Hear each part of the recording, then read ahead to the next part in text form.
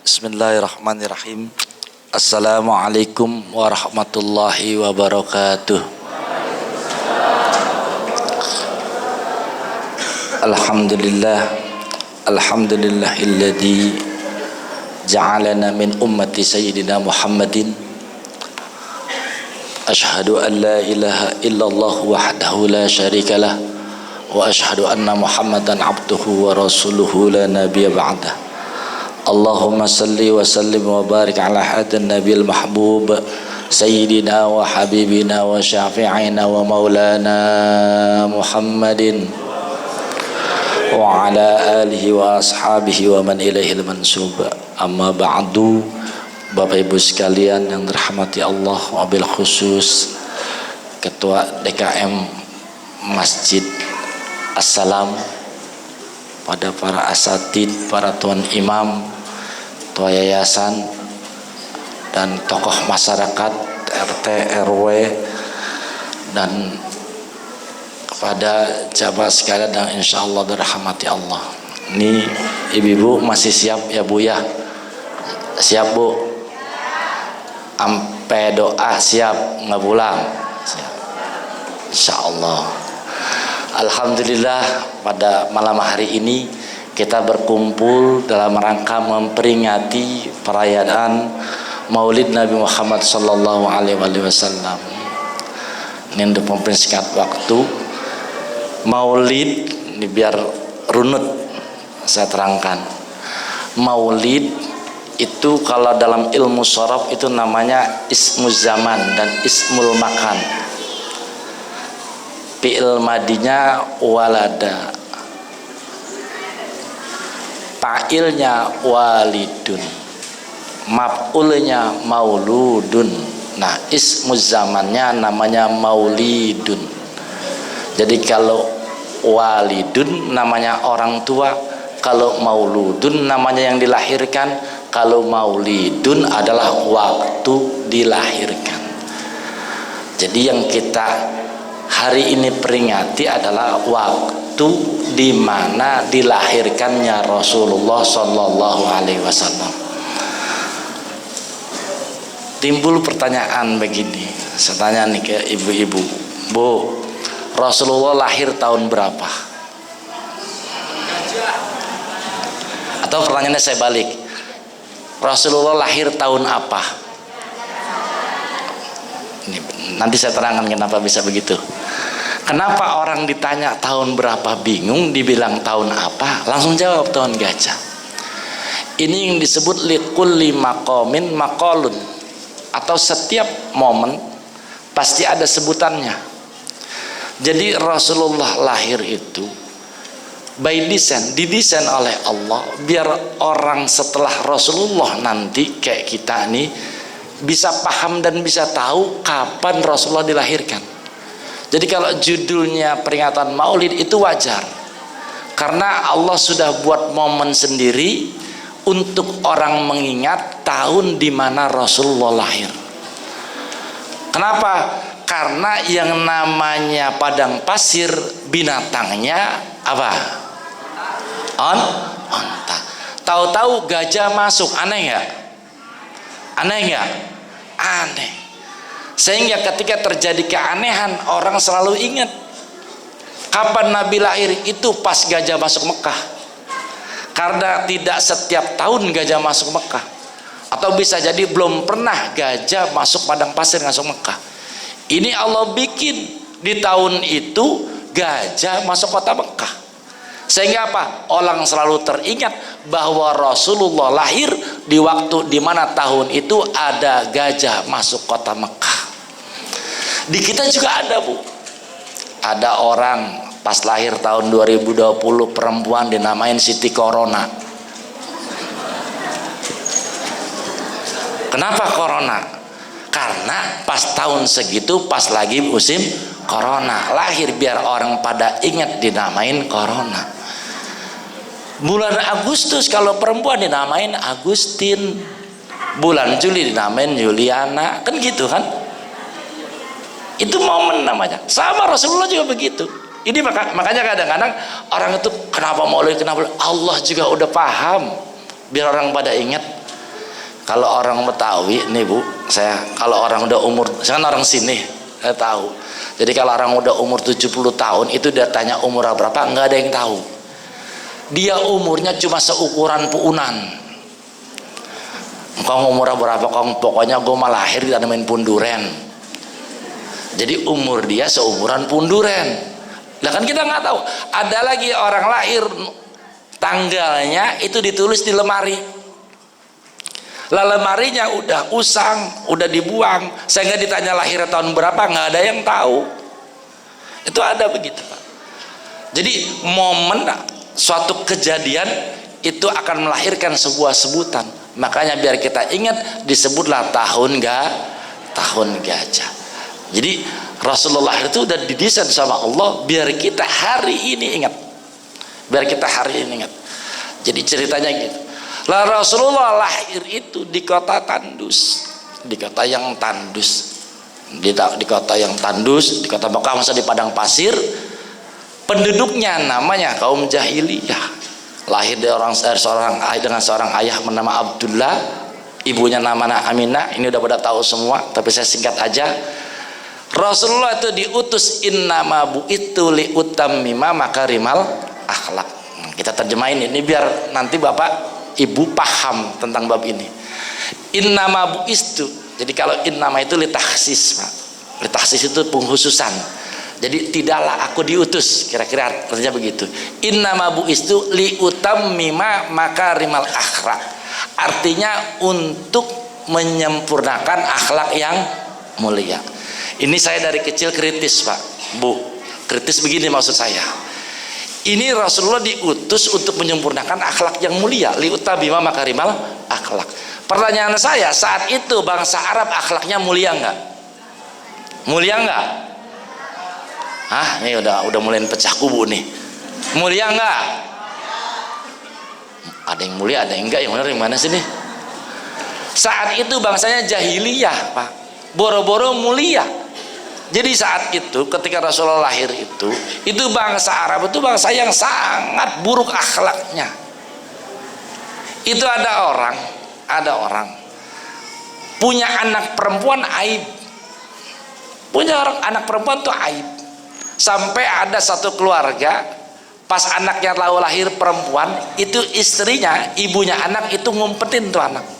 Ngumpetin maksudnya disembunyikan jenis kelaminnya. Jadi anak itu dari kecil pakaikan pakaian laki-laki. Jadi dipakein celana, nggak dipakein anting, pokoknya dipakaikan dengan pakaian laki-laki biar suaminya taunya anaknya laki-laki. Sampai suatu waktu namanya anak laki-laki diajak berburu. Pas diajak berburu tuh anak pengen kencing, susah buka celana, dibukain sama bapaknya. Pas dibukain ketahuan ternyata jenis kelaminnya bukan perempuan, bukan laki-laki, ternyata Apa yang dilakukan oleh bangsa saat itu keluarga itu oleh bapaknya? Langsung digali tanah, anak itu disuruh kencing di dalam tanah, langsung dikubur hidup-hidup. Saking bejatnya saat itu. Terus pertanyaan kita itu liutamima makarimal akhlak maksudnya gimana? Pernah sampai yang pikir ke sana Pak? Untuk menyempurnakan akhlak yang mulia, sementara akhlak saat itu bangsa Arab akhlaknya jahiliyah, sangat bejat. Tapi Rasulullah utama makarimal akhlak. Ini saya temunya ini udah puluhan tahun. Jadi saya ngaji kitab Ihya Ulumuddin, di sana baru ketemu. Jadi begini penjabarannya, innama bu'itsu liutammima makarimal akhlak. Rasulullah itu diajarkan akhlak, diajarkan adab oleh Allah. Jadi adabahullahul Qur'an. Jadi Allah memberikan adab kepada Rasulullah lewat Al-Qur'an. Jadi kalau saya tanya begini, manusia akhlaknya yang paling bagus siapa? Rasulullah. Manusia yang paling berkasih sayang siapa? Nabi Muhammad Rasulullah. Kalau pertanyaannya saya balik begini, yang maha kasih sayang siapa? Berarti sumber kasih sayang di siapa? Yang maha kasih adalah Allah. Manusia yang paling berkasih sayang adalah Rasulullah. Artinya apa? Akhlak mulia itu milik Allah, diajarkan kepada Rasulullah, disempurnakan kepada umat manusia semuanya. Itu li utami makarimal akhlak. Cek di kitab akhlak di Ihya Ulumuddin. Jadi gitu maksud menyempurnakan akhlak mulia itu. Akhlak mulia aslinya milik siapa? Milik Allah. Allah ajarkan kepada Rasulullah lewat Al-Quran. Dari Rasulullah yang akhlaknya mulia itu disempurnakan untuk disebarkan kepada umat manusia. Makanya judulnya li utamima makarimal akhlak. Saking akhlak Allahnya yang baik, ketika akhlak itu sampai di Rasulullah, Allah memuji kepada Rasulullah, wa innaka la'ala khuluqin adim. Sungguh engkau itu mempunyai akhlak yang sangat agung, yang sangat mulia. Itu maha karimnya Allah. Jadi akhlak yang mulia milik Allah diajarkan kepada Rasulullah lewat Al-Quran, lalu disebarkan kepada kita semua untuk menjadi akhlak yang mulia. Jadi paham nih ya. Jadi liutami makarimal akhlak itu untuk menyempurnakan akhlak yang mulia. Akhlak mulia itu milik Allah, diajarkan kepada Rasulullah, lalu disempurnakan untuk disebarkan kepada umat manusia. Kita masuk lagi ke fokus ke bab akhlaknya, biar maulidnya lebih ngena. Hari ini orang teriak akhlak, ada revolusi akhlak, ada bagaimana membenahi akhlak. Sekarang paham nggak, kita coba nanya ke diri kita, paham nggak kita tentang akhlak? Misalkan begini Pak, ada orang bagi-bagi uang atau bagi-bagi sembako, akhlaknya bagus nggak? Bagus nggak akhlaknya? Abis bagi-bagiin dia nggak mau lagi, jangan lupa tanggal 2 coblos saya, bagus nggak? Oh gimana sih tadi katanya bagus.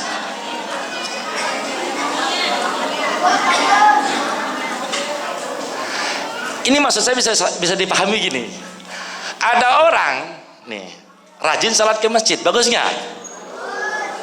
Ternyata ada yang demenin anaknya tamir masjid misalkan, jadi bagus nggak? Oh ada yang ngaku nih. Maksud saya begitu Bu. Jadi judul akhlak itu bukan perbuatan, bukan perbuatan. Jadi selama ini orang berpikir akhlak itu perbuatan, bukan. Kalau judulnya akhlak perbuatan, misalkan akhlak itu sakho, misalkan sodakoh. Kalau sodakoh judulnya yang akhlak adalah memberi buat orang yang tidak punya uang, maka tidak akan mungkin punya sikap akhlak sodakoh, sakho gak mungkin. Kenapa? Karena dia tidak bisa memberi. Jadi akhlak itu adalah, ini diingat-ingat. Jadi akhlak itu adalah sesuatu yang menetap di dalam hati, itu akhlak. Sikap atau perbuatan itu namanya samratu min bawatinil qalbi. Jadi buah dari apa yang ada di dalam hati. Sehingga yang terjadi apa? Andai misalkan ada orang itu aslinya dermawan, sering memberi. Suatu waktu dia nggak punya duit Pak. Dia nggak punya duit, misalkan mau acara maulid, orang itu nggak punya duit, aslinya orang itu dermawan. Apa dia gugur jadi dermawan ya karena dia nggak ngasih? Enggak, karena hatinya tetap dermawan. Kebetulan lagi dia punya duit, terus dia nggak ngasih, tetap dia menjadi seorang yang dermawan. Atau duitnya ada, cuma ada yang larang. Jadi lipak dilemal walil mani, kata Imam Ghazali. Bisa jadi orang itu sakho cuma karena uangnya nggak ada, dia tidak bersedekah. Atau bisa jadi uangnya ada tapi dia nggak ngasih karena ada yang larang. Biasanya yang larang orang yang paling dekat. Bapak-bapak mau sakho terus ada yang nggak ngasih, siapa orang yang paling dekat? Jadi kencang orang ada sebelah. Itu kan. Jadi akhlak itu apa yang dalam hati. Jadi Rasulullah itu yang paling baik itu yang akhlaknya yang di dalam hatinya. Sehingga seorang yang dermawan, seorang yang ahli ibadah, itu yang hatinya penuh dengan kebaikan, itulah akhlak. Orang hari ini untuk bersikap baik bisa Bu. Itu kalau lagi musim kampanye orang pada baik-baik semua. Makanya sampai ada pernyataan begitu, berbuatlah kalian sampai orang-orang mengatakan kalian mau nyalegi.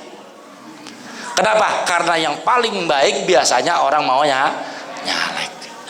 Itu saya setiap kalau Sabtu Minggu kan, kalau ibu lewat di daerah apotek Sanan dikit itu kan Saya sering ngasih makan tuh, ngasih bakso pinggir jalan gitu. Itu pertanyaan yang timbul, ini caleg mana, dari partai mana. Jadi seakan-akan kebaikan itu hanya milik caleg gitu loh. Aslinya orang itu nggak begitu. Jadi akhlak Rasulullah itu apa yang ada di dalam hatinya. Terus hari ini Bapak Ibu sekalian, orang itu tidak mungkin sama dengan akhlaknya Rasul, tidak mungkin. Jadi orang itu nguber sama, mau perbuatannya, mau hatinya untuk sama dengan akhlaknya Rasul, itu tidak mungkin. Sangat tidak mungkin. Jangankan untuk Rasulullah, Pak, mirip dengan sahabat aja susah. Di Al-Quran digambarkan akhlaknya sahabat nih, yang paling terkenal akhlaknya sahabat itu dalam Al-Quran digambarkan, wa yu'thiruna ala anfusihim walau kana bihim khassasah. Wa yu'thiruna, dan para sahabat itu yu'thiruna, mendahulukan orang lain, ala anfusihim, atas diri mereka sendiri, walau kana bihim khassasah, walaupun mereka dalam kondisi perlu. Ini sahabat. Jadi akhlaknya sahabat lebih mendahulukan orang lain daripada dirinya, walaupun dirinya butuh. Kita aplikasikan dalam kehidupan sehari-hari. Ibu punya duit 100.000 nih Bu, 100.000 nih buat ongkos anak sekolah. Tiba-tiba tetangga kita minjem uang yang 100.000 itu untuk makan keluarganya. Duit yang 100.000 kita perlu nggak tuh? Perlu buat anak sekolah. Kalau nggak kita kasih ongkos, anak kita nggak sekolah.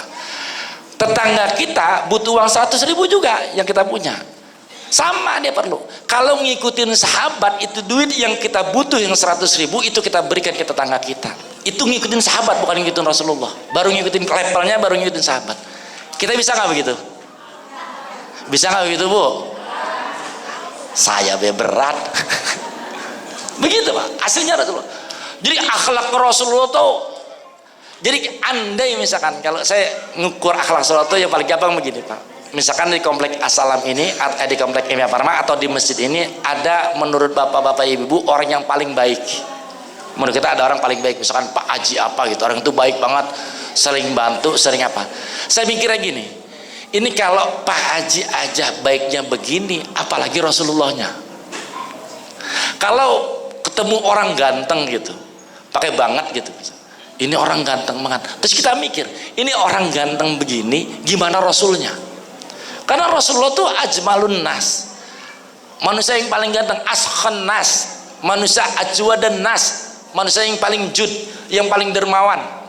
Jadi Rasulullah itu, Bapak Ibu sekalian, ada satu orang, ada rijalan minta kepada Rasulullah, sama Rasulullah dikasih kambing itu seukuran 2 bukit. Jadi ada 2 bukit, terus diisi kambing, semuanya dikasih sama Nabi. Tapi Rasulullah suatu waktu nggak punya duit, nggak punya makan, nggak punya makanan, nggak punya duit, nahan lapar, perutnya diganjel batu. Ini Rasulullah. Jadi kalau nanti pulang nih panitia pas lagi bersihin ada batu, nah itu berarti nahan lapar. Jadi Rasulullah itu nahan lapar, saking nggak punyanya itu perutnya diganjel batu. Tapi suatu waktu Rasulullah ada orang minta itu 1000 kambing. Ada di riwayat yang mengatakan 1000 kambing, ada lagi mengatakan kalau 2 bukit dibendung dengan kambing itu penuh, itu semua diberikan. Kita aplikasikan dalam kehidupan sehari-hari. Suatu waktu kita punya duit 2 miliar atau 1 miliar, tapi di waktu yang lain kita nggak bisa buat beli beras. Apa kata orang-orang? Kita orang bodoh. Bener nggak? Bener nggak Pak? Bapak habis jual tanah punya duit 3 miliar, terus dapat 2 tahun nggak punya duit beli beras. Dibilang orang pintar, bilang orang bodoh. Tapi berani bilang Nabi bodoh. Nabi begitu Pak. Ini hadis. Jadi Rasulullah gitu. Jadi Rasulullah tuh ada berapapun orang minta itu pasti dikasih. Pernah ada orang Baduy, Arabi, dia taunya Nabi Muhammad itu satu ahli dermawan. Dia datang, orang Baduy kan ini nggak ada sopan-sopannya, datang kepada Muhammad, ya Muhammad, aku minta uang. Dikasih sama Nabi. Pas dikasih itu orang Baduy marah-marah. Apa kata orang Baduy? Mana katanya Muhammad itu orang baik, Ini masa saya cuma dikasih begini, bohong berarti. Muhammad biasa-biasa aja.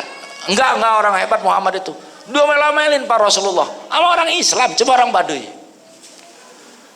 Itu sahabat udah pada ngepel tangan pengen bunuh, tapi sama Nabi ditahan. Apa yang dilakukan Rasulullah? Rasulullah masuk ke dalam rumah, ngeratak, kalau kata orang Betawi. Tahu ngeratak? Ibu-ibu tahu ngeratak, Bu? Jadi nyari di kelam, di kolong tempat tidur, di bawah kasur, dicari sama Nabi sampai ketemu uang yang banyak, baru semua dikasih ke orang Baduy. Langsung orang Baduy itu ngomong apa? Ini baru yang namanya Muhammad. Ini Muhammad yang saya dengar, orangnya dermawan. Coba bayangkan Bapak Ibu sekalian, hari ini nggak usah pakai orang umum, Ustadz cerita tentang sodakoh, terus orang karena wah ini Ustadz berarti baik nih, terus nyusul ke rumah Ustadznya, minjem duit, dikasih nggak sama Ustadznya? Pernah gitu nggak, Bu? Ada orang cerita tentang sodakoh, terus lagi butuh, wah berarti Ustadz baik nih, kata dia kode kata dia. Ustadz rumahnya dia, iya kan? Terus nyusul, Ustadz saya lagi butuh minjem duit 1 juta. Aduh kayaknya gimana ya. Itu yang orang judulnya ngomongin tentang Rasul aja begitu. Itu cerita umat Muhammad hari ini begitu, Pak. Nabi kitanya Ajwad dan Nas itu orang yang paling jud. Jadi level-level nih biar paham. Level yang pertama zakat.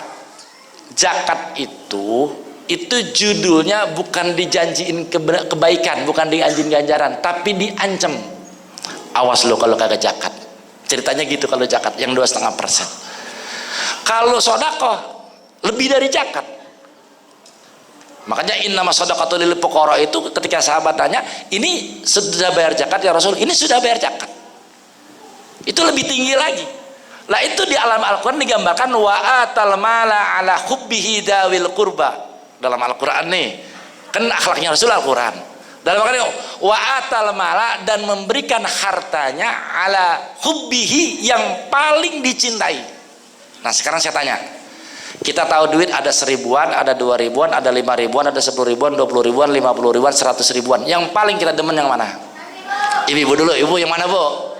100. Bapak pada baik, masalah duit mah sama, demen yang 100. Gambarannya di dalam Al-Quran tuh wa atal mala, dan memberikan harta ala hubbihi, yang paling didemenin. Kita udah sepakat di antara pecahan uang itu yang paling kita cintai yang berapa? Yang 100. Datang nih panitia maulid masjid Assalam. Assalamualaikum Bu, ini mau ada acara gini-gini, kira-kira nih yang kita beriin yang mana nih?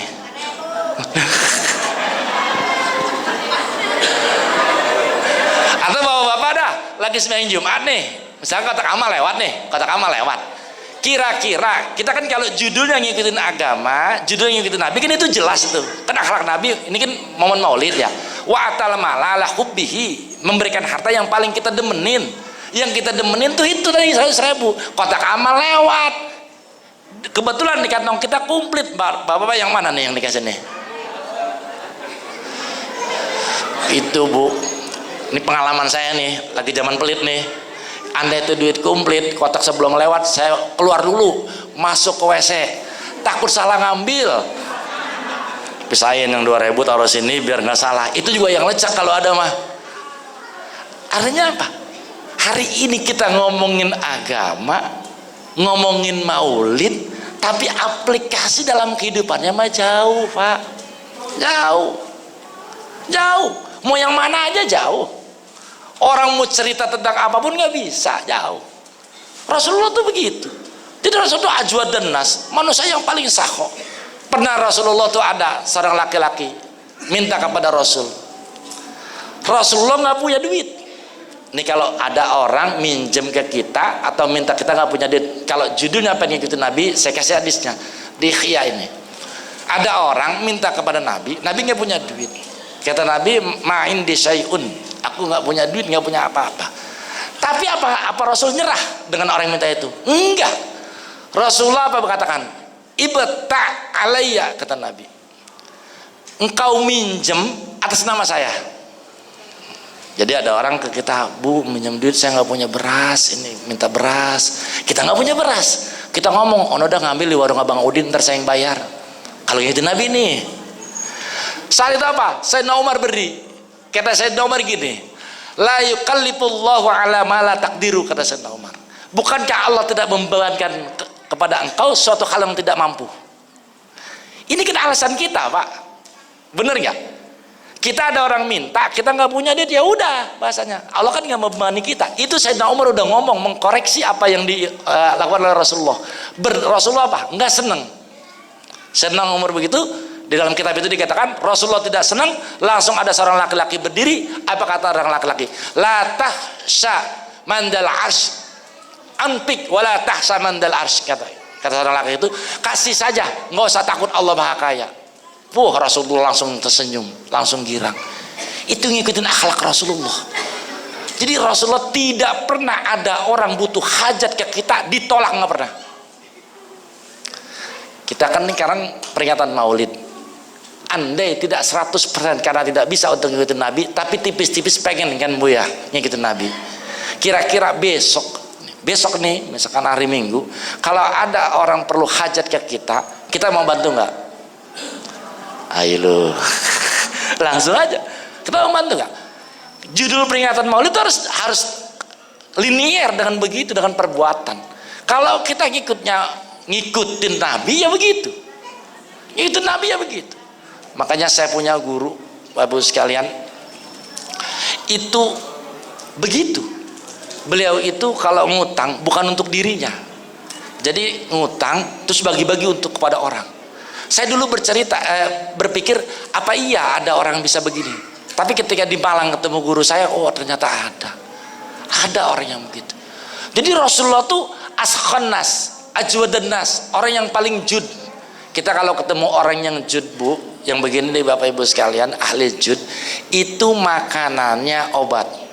Nabi yang ngomong, bukan saya. Kata Nabi ta'amul jawadi dawaun. Jadi makanannya orang-orang ahli jud itu obat. Ahli jud itu orang yang minimal 80% hartanya buat orang lain. Itu ahli jud namanya. Jadi kalau dapatin orang ahli jud yang ngasih makan sampai 80% harta 80% untuk kepentingan orang, itu insya Allah makanannya itu menjadi obat. Jadi ta'amul jawad dawaun wa ta'amul bakhil itu daun. Makanannya orang-orang pelit itu menjadi penyakit. Dan Rasulullah itu asja'un nas, manusia yang paling berani. Kata Sayyidina Ali saat perang Badar, kata Sayyidina Ali, nahnu naludu bi Rasulillah sallallahu alaihi wasallam.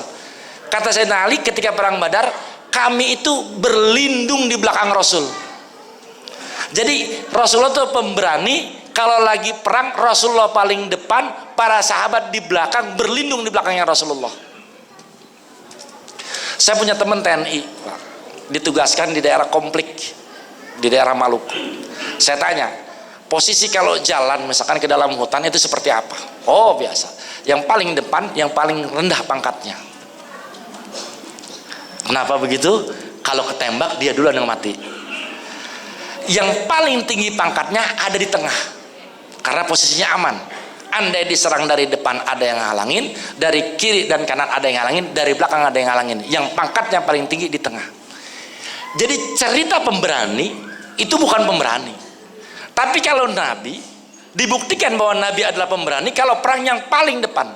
Jadi ma'aqrabuna, tidak ada yang lebih dekat alal adui dengan musuh kecuali Rasulullah. Berarti Rasulullah ada paling depan. Hari ini Bapak Ibu sekalian, yang aku umat Nabi Muhammad yang katanya berani cuma di mic dan di depan jamaah. Bener gak? Teriaknya di mana? Depan mic, Pak, depan jamaah. Nabi bukan begitu. Nabi itu berani itu di depan musuh. Jadi di depannya musuh orang kafir, Nabi berdiri paling depan. Itu namanya asja, namanya syaja'un, namanya pemberani. Kalau ceritanya di depan mic, depan jamaah itu biasa, siapa juga bisa. Apalagi di handphone hari ini. Orang kan berani cuma ngetik, ya gini-gini, oh giran udah di ini ayam sayur. Tadi bukan pemberani. Rasulullah itu sangat pemberani. Jadi akhlak Rasulullah intinya akhlak Rasulullah itu akhlak yang tidak bisa digapai oleh siapapun. Oleh siapapun. Jadi manusia seperti apapun tidak bisa untuk mencapai seperti akhlaknya Rasulullah. Itu secara qat'i. Dan Rasulullah itu rahmatan lil alamin. Rahmatan lil alamin. Ini saya terjemahkan kata-kata rahmatan lil alamin. Waktu kemarin corona, semua orang kebingungan. Ya, waktu Covid ya, semua kebingungan. Masing-masing cari pegangan. Kemana pegangan sampai saya tuh harus kemana? Dokternya juga takut, harus berlindung kepada siapa? Pemerintahnya juga takut. Tapi saya ketemu ayat gitu, wa ma kana Allahu liyu'adzibahum wa anta fihim. Dalam Al-Quran kata gitu, wa ma kana Allah, dan tidaklah Allah liyu'adzibahum untuk mengadab mereka, wa anta fihim, sementara engkau ya Muhammad bihim ada tengah-tengah mereka. Artinya begini, Rasulullah rahmatan lil alamin, masih ada Rasulullah tidak akan turun azab.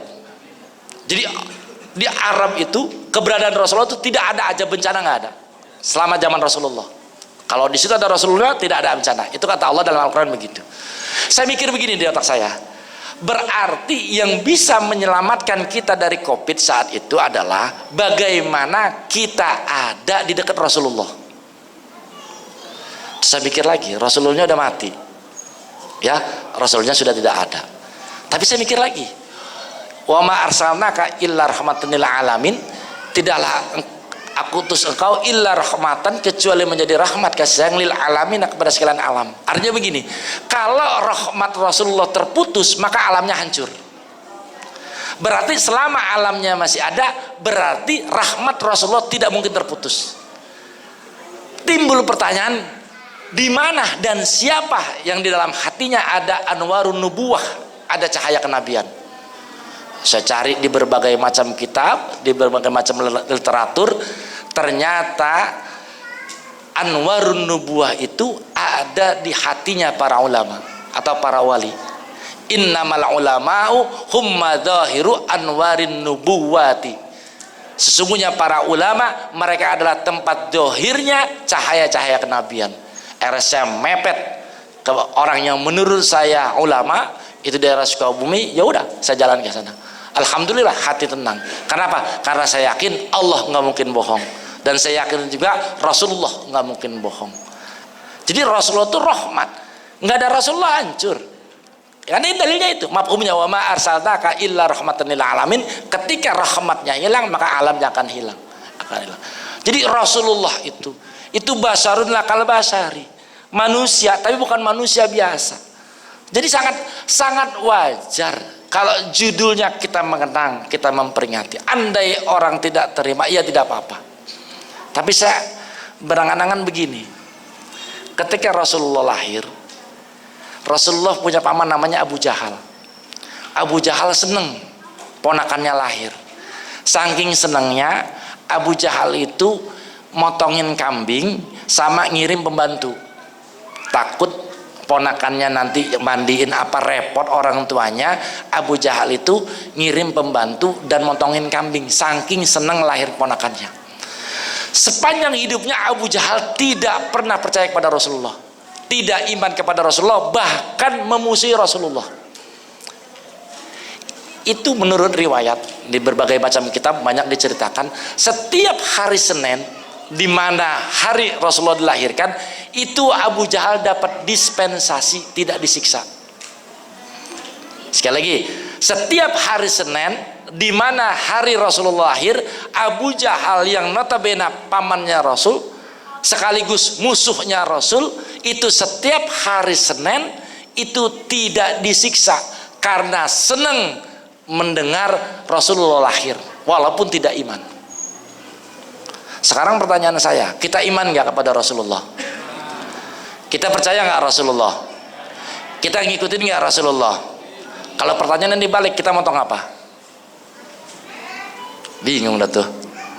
Abu Jahal musuh, bu, musuh. Cek dalam sejarah bagaimana perilaku Abu Jahal. Cuma seneng ponakannya lahir Rasulullah. Tanpa iman itu setiap hari Senin dapat dispensasi, tidak disiksa. Kita ngaku umat Muhammad, kita ngaku percaya Muhammad, kita ngaku cinta Muhammad.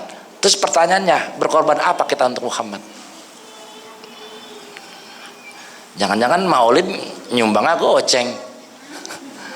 Ya jangan-jangan lahiran Nabi biasa aja. Oh gini-gini, jangan yang begitu. Nggak begitu. Jadi mudah-mudahan peringatan kita ini bukan judulnya peringatan, bukan. Bagaimana rasa cinta kita kepada Rasulullah itu bertambah, Pak. Jadi bagaimana cinta kita kepada Rasulullah tambah? Itu nanti mungkin di lain kesempatan kalau ada waktu saya akan mengupas bab syafaat. Bab syafaatir Rasulillah lewat hadis. Jadi saya ngomong enggak lewat pikiran saya, enggak. Yang saya omongin kalau Bapak Ibu pengen buktinya, saya kasih kitabnya, full semua di kitab itu ada. Hadisnya, riwayatnya, sanadnya semua ada. Jadi saya enggak ngomong ngarang-ngarang gitu, enggak. Sama nanti suatu waktu mungkin ada kesempatan kita kupas bab syafaat, bagaimana syafaatul Rasul lewat hadis, bukan lewat halu, bukan lewat cerita. Sampai hadisnya itu, di dalam hadis itu tahu hadis itu resistennya tinggi, takut orang nggak percaya, sampai detailing sanadnya itu, waktu dan tahunnya disebutin. Jadi bisa kita dicek ini bener nggak, si A tahun ini ada, tahun ini ada, sampai begitu. Itu di kitab Latiful Minan, pengarang Tuan Syekh Ibnu Athaillah Iskandari, sebagaimana pengarang kitab Hikam. Jadi mudah-mudahan sekali lagi nih di ujung, dengan senangnya kita akan lahirnya Rasulullah, lahirnya seorang yang sangat pemurah, seorang yang sangat pemaaf, seorang yang sangat cinta kepada umatnya. Mudah-mudahan kita mendapatkan syafaat dari beliau nanti yaumul qiyamah. Dan mudah-mudahan dengan syafaat beliau, dengan senangnya kita akan waktu di mana Rasulullah lahir, mudah-mudahan dengan berkahnya, dengan syafaatnya, mudah-mudahan keluarga kita dijaga oleh Allah Subhanahu wa taala. Mudah-mudahan keluarga kita, anak-anak kita, cucu-cucu kita semua dijadikan orang-orang yang cinta kepada Allah dan Rasulullah sallallahu alaihi wasallam. Sekira itu cukup ya, Bu.